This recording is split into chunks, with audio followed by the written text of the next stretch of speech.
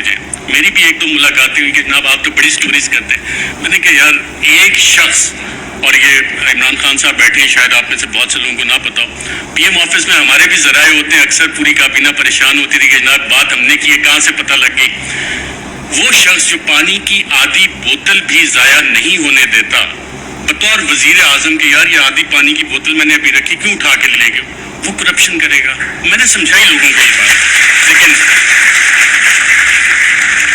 پلے بک کیونکہ وہی پرانی تھی, کیا کرپشن کے کیسز نکالو, ڈسکریڈٹ کرنا ہے, کرپشن تھوپنی ہے.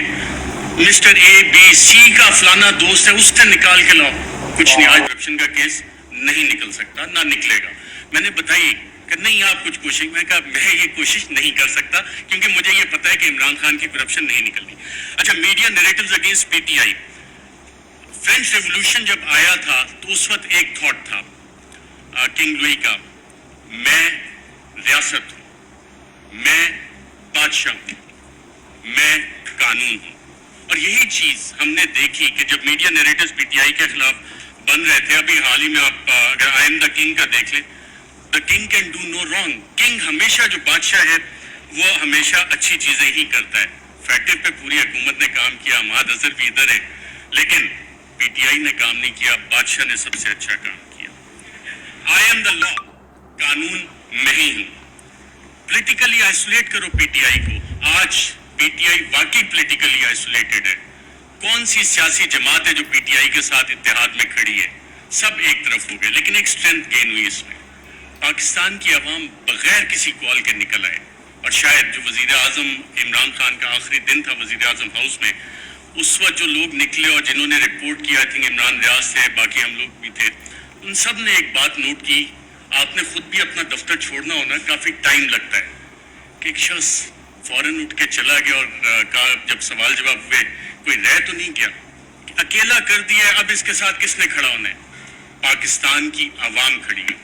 یہ وہ ڈفرینٹ فیکٹر تھا, چینج تھی, جس کو کسی بھی سازشی نے کیٹر نہیں کیا ہوا تھا. یہ وہ ویریبل تھا, عوام کا ویریبل تھا, جس کی وجہ سے یہ چیزیں. میں کوئکلی تھوڑا سا 2 منٹ اگر آپ کی اجازت ہو تو سائفر کے اوپر بھی بات کرنا چاہوں گا. سائفر پہ بھی میڈیا نیریٹیو بڑے مزے کے بنے, اس پہ اور ڈبیٹ بھی ہو سکتی تھی, کافی مزے کی چیزیں تھیں.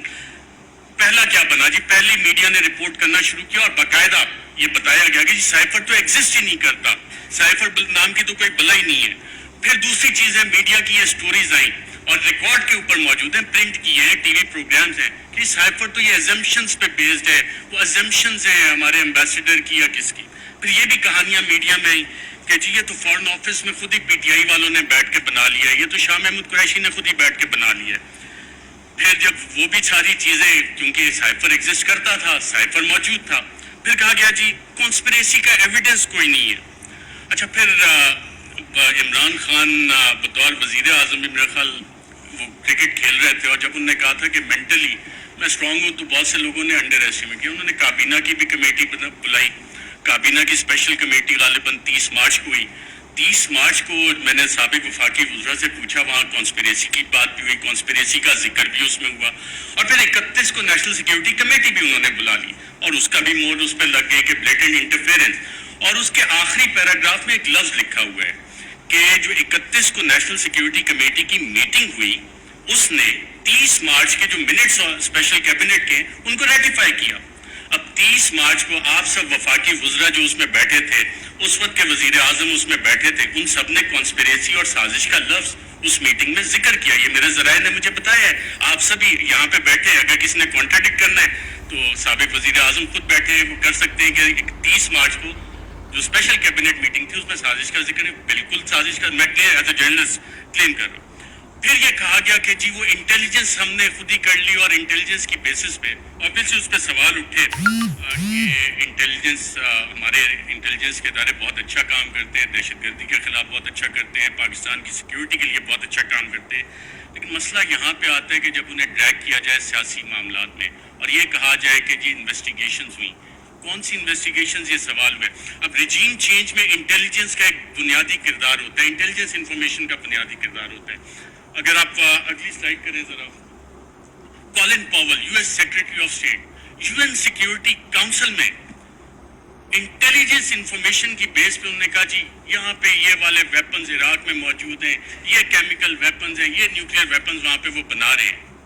इराक वॉर ख़त्म हो गई, इराक तबाह हो गया। ये उस इंटेलिजेंस इंफॉर्मेशन की औकात थी, वैल्यू थी, जो आज तक नहीं मिली। मैं एक और आपको अफगानिस्तान से रिलेटेड इंटेलिजेंस इंफॉर्मेशन देता हूँ। इंटेलिजेंस डिस इंफॉर्मेशन कि उसामा बिन लादेन के पास न्यूक्लियर वेपन्स हैं, और उसामा बिन लादेन के पास न्यूक्लियर वेपन्स, अगर आप ये स्टोरी देखें तो ये जस्टिफाई करने के लिए थी कि जी अफगानिस्तान में अमेरिका ने हमला करना है। और उस वक्त आप तमाम अमरीकी अखबारात उठा लें, वर्ल्ड एक्सक्लूसिव डॉन ने भी फ्रंट पेज पे छापा कि जी एक एक्सक्लूसिव इंटरव्यू हुआ है, उसामा बिन लादेन के पास न्यूक्लियर वेपन्स हैं। न्यूक्लियर वेपन्स आज तक नहीं निकले। तो ये होती है इंटेलिजेंस इंफॉर्मेशन। जब तक आप तहकीकात नहीं करते, उसे वेरीफाई नहीं करते, बहुत सी JITs में इंटेलिजेंस इंफॉर्मेशन आती है, बहुत अच्छा काम होता है, लेकिन उसकी वेरिफिकेशन चाहिए होती है। इंटेलिजेंस और इंटेलिजेंट इंफॉर्मेशन में फ़र्क होता है। इसके अलावा बहुत सारी चीज़ें हैं। प्रोपेगेंडा पे अगर हम जाएँ, डिक्लासिफाइड डॉक्यूमेंट्स बहुत सारे आ गए, चिली के हवाले से, ईरान के हवाले से। टाइम मेरे पास कम है, मैंने कहा ये वाले लार्जर इश्यूज आपके सामने रखूं। PTI की हुकूमत में जब हम ये देखते हैं तो हम खबरें देख रहे थे, मीडिया में आ रही हैं कि जी जो बाइडन जो है वो कॉल नहीं कर रहा, फॉरेन ऑफिस का राब्ता हो रहा है। पाकिस्तान के foreign minister Shah Mahmood Qureshi US national security adviser Anthony Blinken से फॉरेन ऑफिस ने राब्ते की कोशिश की, नहीं हुआ। इन बिलावल आते हैं, उनके सारे राब्ते हो जाते हैं। तो यहाँ से आप जब मीडिया कि वो खबरें निकाल के देखते हैं तो आपको एक्सटर्नल फैक्टर और वो लिंकेजेस के ये फैसला व्हाइट हाउस में हुआ, US NSC में हुआ, और इसका जिक्र अब मीडिया में ये सवाल अभी तक डिबेट नहीं हुआ कि क्या इसका फैसला वहाँ पे हुआ था, नहीं हुआ था। वो साइफर अगर पब्लिक होता है तो उसमें ये सवालात उठेंगे यकीनन कि ये फैसला उस लेवल पे, स्टेट के लेवल पे US स्टेट ने किया, सदर जो बाइडन ने किया।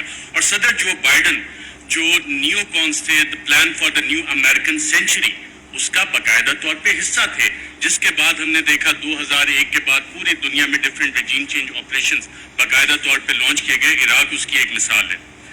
इंटरनल फैक्टर्स पे जब हम आते हैं, मैं बड़ा ब्रीफ रखूंगा कि मैं टाइम बताया गया 10 मिनट है।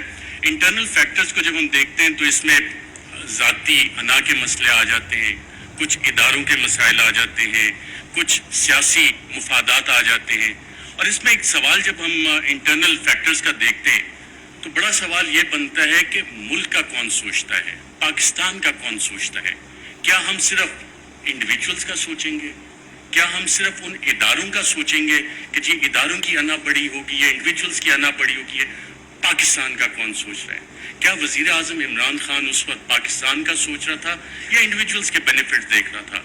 और क्या ये जो रिजीम चेंज कॉन्स्पिरेसी है, इसमें जो मीडिया नैरेटिव्स बने वो किस तरह के बने, उसमें इंडिविजुअल्स और इंस्टीट्यूशन ने डोमिनेट किया या पाकिस्तान का सवाल किसी ने उठाया। इस हवाले से मीडिया नैरेटिव्स इस हवाले से साइलेंट है, उसमें आपको इंस्टीट्यूशनल और इंडिविजुअल डोमिनेंस नजर आती है।